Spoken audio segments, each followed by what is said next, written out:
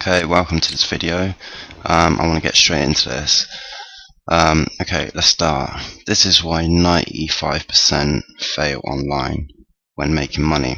Okay, so it's proven statistics, whatever it is, that 95% of people who try to make money online fail. Why is this? Because they don't take action. Now, I know it's easy to say take action. It's easy, okay, for some people, and it's not for others. But the only way you're going to see results, okay, you got to take action, okay. So this is the key thing you need to do online, is to take action. You need to make the decision. You need to make the change, okay, if you want to make money online, okay. I want to share with you right now what motivated me and what got me to take massive action. Because before I wasn't taking the action, I was just looking. But this story changed everything for me, and I want to share it with you. So I hope you enjoy it. I was talking to my staff earlier today, and I was telling myself I really need to get across to people that this is real, that this really works. I said part of that is I take for granted. I don't want to waste somebody's time telling them what I've gone through. But I thought maybe I should give you some sense of it, because the story of what I've gone through a little bit will reflect some of your stories, but also will show you the change in psychology. Because I'm in a position where I don't have to worry about this anymore, but I only changed that not because the mechanics weren't available to me, they're available to anybody. But they became not only available, but used when it was a must, when I changed my model of the world, when I made it okay. So I grew up in a position where I know exactly what it feels like to walk into a restaurant and, like Denny's, if you can call that a restaurant, right? That was my idea of a restaurant. And go in there and freak out and look at the menu and see how much something cost before I ordered it, and worry. And if you took a girl out, praying she wouldn't order something expensive, and then feeling rotten for not wanting her to have what you wanted her to have, which is anything she wanted. Now, I can remember going, even after I've made some money, like when I bought the castle, that was like this big metaphor for me of breaking through, that I was gonna buy this because I always was so spiritually driven and emotionally driven, but I never really did well financially. So for me, buying this castle, I thought, this is where I want my children to grow up someday. This is like me driving the stakes in the ground. I'm going to show myself that I can take the invisible and make it visible.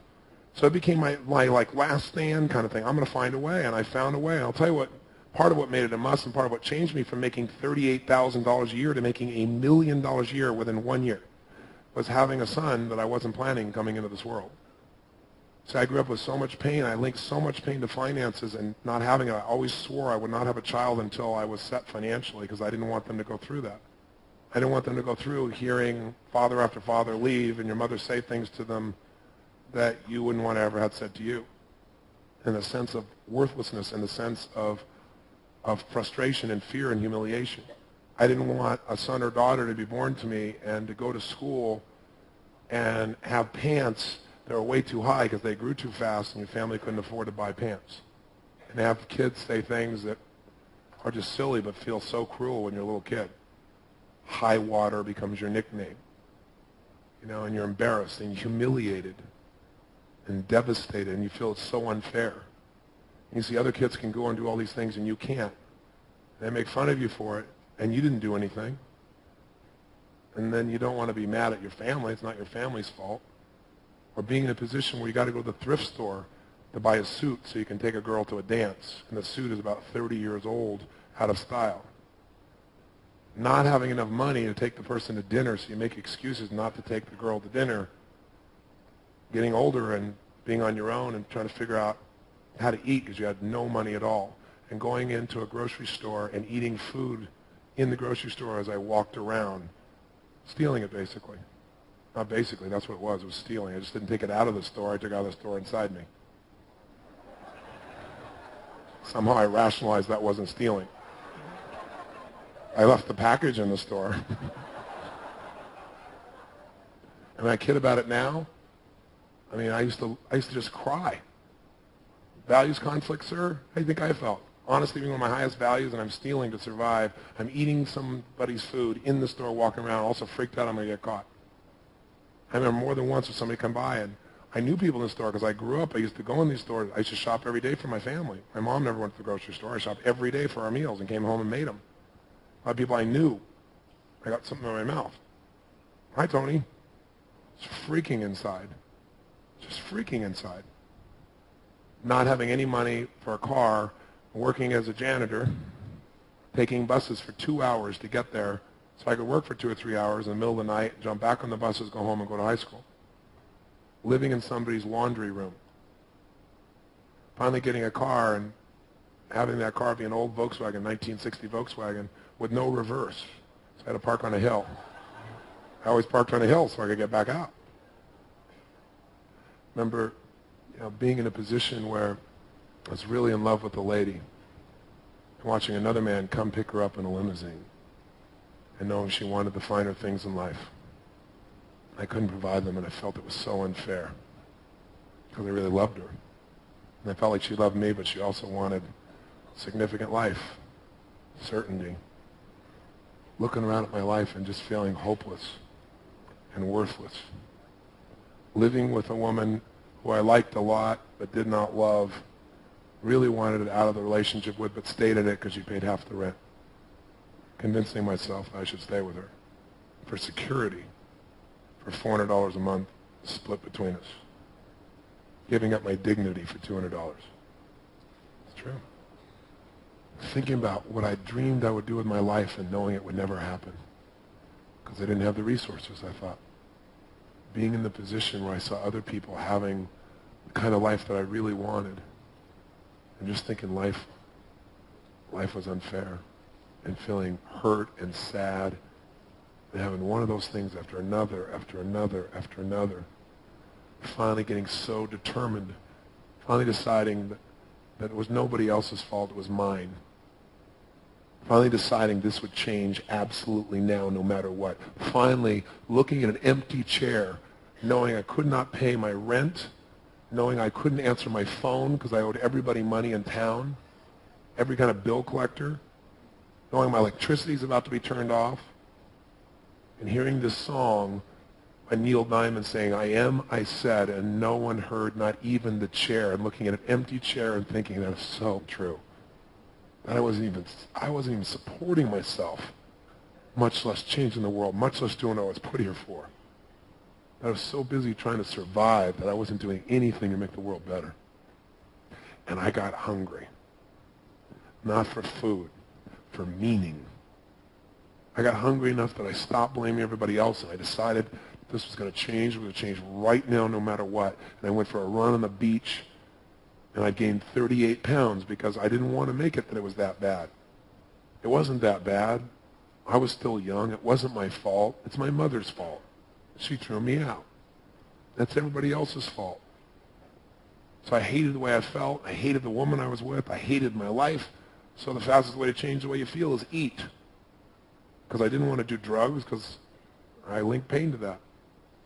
So I gained my 38 pounds. But on that day, I'll tell you what, man, I decided I am much more than what I'm demonstrating mentally and emotionally and spiritually and physically and financially. And one day I changed my life, and I went on this run, 38 pounds, bouncing back and forth, full tilt, man, with every ounce of myself. Song in my ears from a group called Heart, called Barracuda. And I pushed myself as hard as I'd ever pushed myself in my entire life. Total intensity.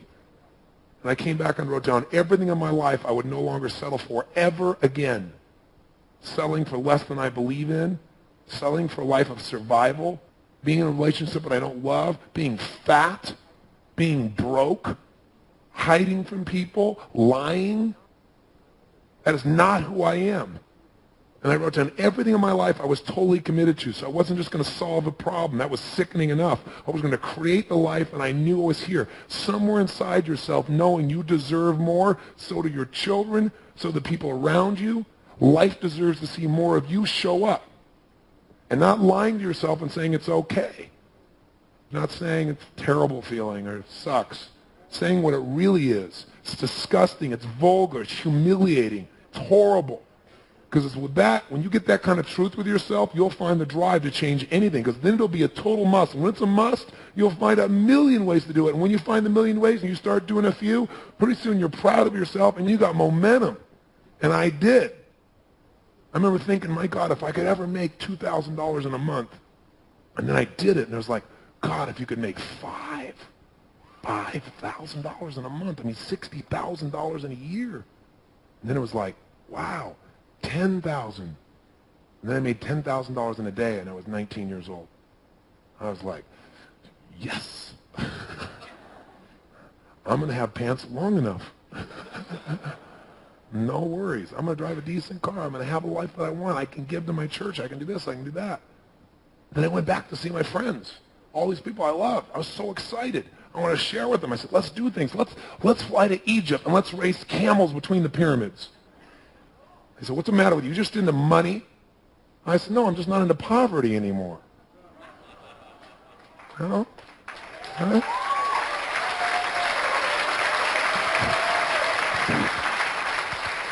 I said, I've worked really hard. I've added massive value. I've done this and this and this. I've helped people's lives this way and that way, and I actually got paid for it. I actually do what I love, and because I do what I love so well, I can actually go out and do these other things too. I can have a great life. But what I got was, I thought if I had money growing up, I saw that not having money meant pain, no love, arguments with my parents, all this loss, all this separation, not being one of the cool kids, not even having a bicycle till an uncle goes and finds an old one and shines it up and paints it for me and makes it and gives me my first bicycle. And he didn't have a whole lot of money, but he had an unbelievable heart. So when you link that, man, not having it is why everybody hates each other. They leave each other. They don't love each other. Then you start saying, yeah, I'd like to have some. And so then you do, and then people reject you. Now your brain is really scrambled. You do good things. You make a difference in the world. You cannot earn without adding value. Let me tell you something. The only way to become wealthy is to add more value to other people's lives than anybody else is adding. It is the only way.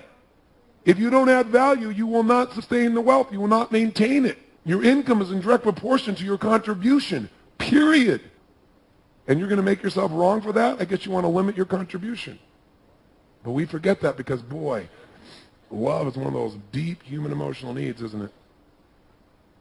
So now having money equal pain, so I got rid of it. I started not showing up for key meetings, started treating people harshly, started sabotaging every way possible because my brain went, you better get rid of this money because no one's going to love you. So I did. And my Aussie friends have a term for it in their country. What's it called, guys?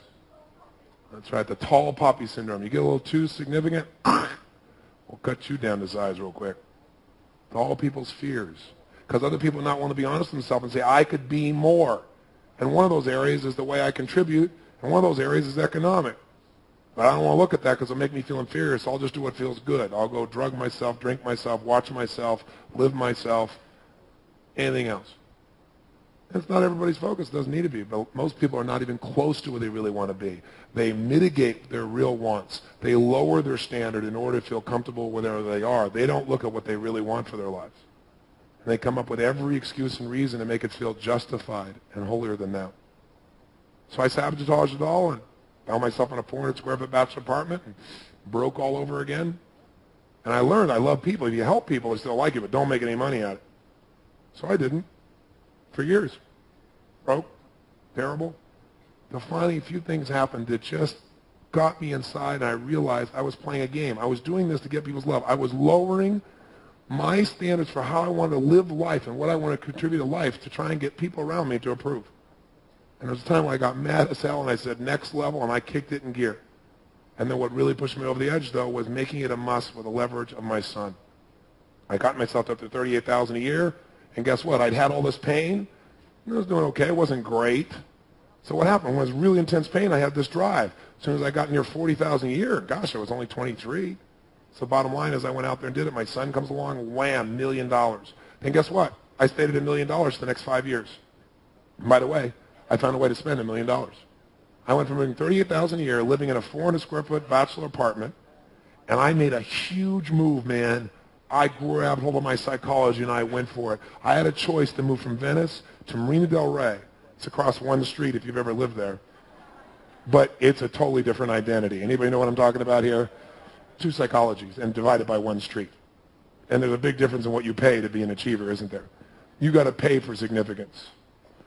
And I was living in Marina Del Rey, and I'm building a business. Yep. Robbins Research Institute. I sat there in this little room and said, I got to create a name for this company. I got to make a company that sounds really big. Right? So an institute, that sounds big. And what am I going to do? I'm going to research everything that works. Robbins Research Institute. So I had a little room, right? It wasn't big enough to have an office and have a bed. So I thought, which one will get me further? So I took the office. I had this desk, and I had Robbins Research Institute. It was an answer phone, right? And I had one stereo to help change my state because I was kind of depressed at times because I didn't really feel like I was quite pulling it off 100%. And I had an 8-track player. Remember those? And you go, where'd you sleep? I hung from one end of the room in the corner to the other a hammock, and what I put in was a futon so it was solid, and that was my bed so I could go under it and do my work and build my company. That's how I started. I moved from there to the castle. I moved from $625 a month to $16,000 a month. 1 month. I went down, I was building my business, and I got some partners, and I lived in San Diego, and I said, I can't build this by myself, I need your help. I said, I'm the best communicator you're ever going to find, I'm humble about it. I said, I am. I will in my lifetime touch more people than any human being you're going to meet in terms of actually helping them to change the quality of life. It is my destiny, and I will do it, and there'll be plenty of money, but I'm happy to split it with you. I need people to do the resources. I'm on a mission. I need somebody to handle the finances. I need somebody who's happy to do that. That's what they do. They said, done deal. We went to your program. You're unbelievable. And my momentum was growing in the culture. So then I made $1 million a year, but I never saw it. The person who had a great lifestyle was my mage. Oh, Mr. Robbins, I love your jacuzzi. This is great. Love your workout room. I was never there. It wasn't like I was out spending millions of dollars. I was gone. But it cost $1 million just to have that. And I stayed there for 5 years. And after 5 years, I thought, I'm working harder than I ever have. I'm helping more people than I've ever helped. I'm better than I've ever been. Everybody else is making more money at my company. I'm not earning a dime more. Why? Answer. Earning more than $1 million a year? What's the matter with you? What are you, greedy? Is there something, aren't you spirit? Why did you have to have more than $1 million a year? And my brain went, is it possible to earn more than that? Is it possible to add more value? And this is a spiritual game about create whatever you want. And you went from 38,000 to $1 million in a year. You should at least go from 1 to 3. I thought, but how did I do it? And that was the secret. I figured out what got me to make it a must. And what it was nothing more than something else I cared more about than myself. So it was my son. So what's that for me now? And I said, I'd like to be responsible for feeding every homeless person who needs a meal in all of North County of San Diego. There's a man named Brother Benno, an amazing, amazing man there. And I went and met him, and I thought, I want to be able to pay for a quarter of that so that when I eat every night, I know that every soul in this county of this city can eat because of my good works. I set that goal, and I figured out what it would take, and I figured out to earn $3 million to be able to afford to do that and still have more for my family. And I made $3 million the next year. But I stayed that way for about 4.5, 5 years. And then a few years ago, I started thinking about what I really want my destiny about, what I want to contribute to the world and to society. And I figured out a really crystal clear vision that I have now. I know exactly what I'll do over the next 16 years of my life. After that, things will change, but I know precisely what I'm going to do and where I'm going to go. I know what it takes. So now I make between $7 and $10 million a year, personally, of which, by the way, 10% of it comes from seminars. This whole company, all that I do here, and yet this is 80% of my time. Not a brilliant decision financially, but an unbelievably rewarding decision emotionally. Right? Thank you very much. Thank you very much. Thank you very much. Thank you. Thank you very much. Thank you. You guys are awesome. Thank you. Thank you very much. Thank you. Thank you. Thank you very much. Thank you. Okay, so you listened to the story, and I hope you got a lot from it, because that story changed everything for me. At the time I came across this, it was a game changer. It made me move. It made me go angry with myself. I moved. I made the decision to make a change. Okay?